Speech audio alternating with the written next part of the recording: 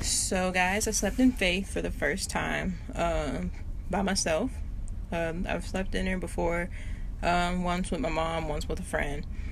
But last night I did it by myself and in the city. Test run. It's fun, good. It was cool. I had my TV set up. There'd be a video so you can see how the setup was. I blocked all the things as best as I could with curtains and reflectix and all the stuff, right?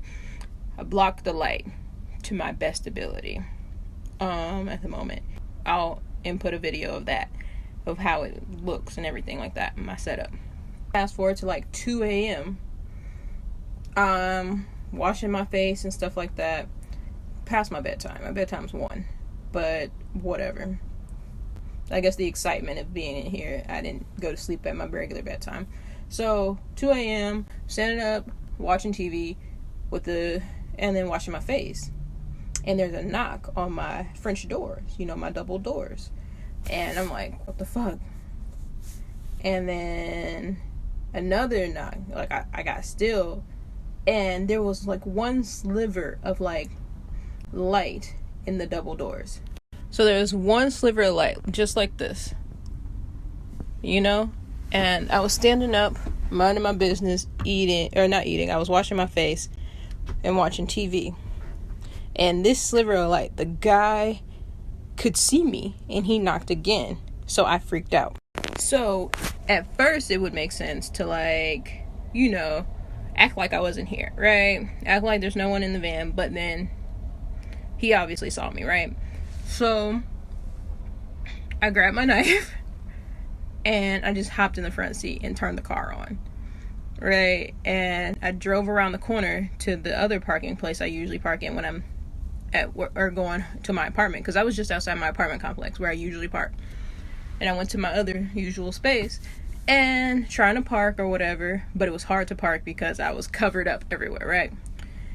And I see him coming around the corner again, and he comes up front of the windshield, and I'm freaking out or whatever, and he was like, man, F you, sucker, grabbing his junk and stuff like that, man, oh yeah, and I was just like, thanks, please go away, because I'm scared.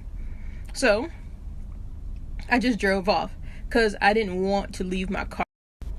Right. So I just drove off because I didn't want to leave my car there. I don't know this guy. I don't know if he's coming back. I didn't feel safe there anymore, right? So I just drove off and went to work. I drove to my job, parked where I usually park at my job. I know there's security there, so I called the security desk and told them that I was back there. They know a little bit about my life or whatever, or they know I'm weird. They see me drive this big ass bus every day and a van before that. So they're just kind of like, all right, it's Oliver, whatever. So I just told them I was here and I slept at work in the gravel in the lot. So, and I stayed here until about 7 o'clock in the morning, almost 8 o'clock, and I drove back to the other spot over by the apartment complex just in case I need to go inside the house. So I drove to my apartment, to the same place I was parked before, or I usually park at my apartment, and just parked there because who knew if I needed to go upstairs for a minute to go to the bathroom or whatever. I'm not prepared for all bathroom usage at the time, so who knows. And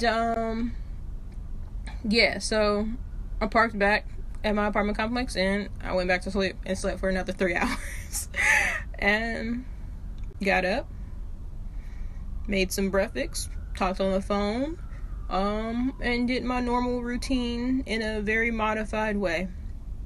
So yay, success, except for the fear of all that shit. It feels good to be in here. I don't mind it. The bed isn't as terrible when it's only one person sleeping in it. And learned a lot of things. And what else was I gonna say? I forgot what else I was gonna say.